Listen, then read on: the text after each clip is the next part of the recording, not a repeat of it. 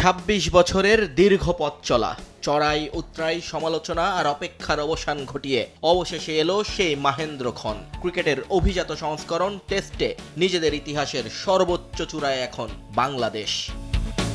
পাকিস্তানের বিপক্ষে ঘরের মাঠে প্রথম সিরিজ জয়, তাও আবার টানা ২ ম্যাচে হারিয়ে রীতিমতো ধবল ধোলাই।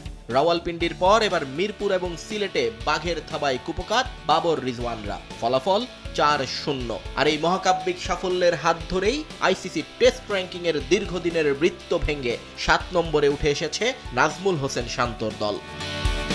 সিরিজ শুরুর আগে ৬৭ রেটিং পয়েন্ট নিয়ে ৯ নম্বরে ছিল বাংলাদেশ, কিন্তু টানা ২ জয়ে ১১ পয়েন্ট যোগ করে ৭৮ রেটিং নিয়ে লাল সবুজের দল এখন বিশ্ব টেস্ট র্যাঙ্কিংয়ের ৭-এ। এর আগে ২০১৮ সালে সর্বোচ্চ ৮-এ উঠেছিল বাংলাদেশ।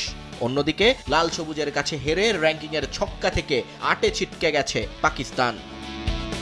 সাফল্যের গল্প এখানেই শেষ নয়। টেস্ট ক্রিকেটের বিশ্বকাপ খ্যাত আইসিসি বিশ্ব টেস্ট চ্যাম্পিয়নশিপেও বাংলাদেশ গড়েছে নতুন ইতিহাস।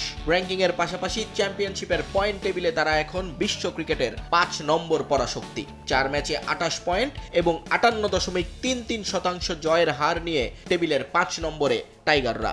অবাক করার বিষয় হলো, এই তালিকায় শান্তদের নিচে অবস্থান করছে ক্রিকেটের বিগ থ্রির ২ পরাশক্তি ভারত এবং ইংল্যান্ড।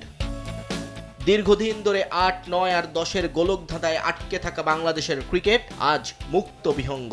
পাকিস্তানের বিপক্ষে টানা সাফল্য আর সাদা পোশাকের র্যাঙ্কিংয়ের রাজত্ব বলে দিচ্ছে টেস্ট ক্রিকেটে নতুন এক পরাশক্তির উত্থান দেখছে বিশ্ব। নিয়ন মোহাইমিন, সময় সংবাদ।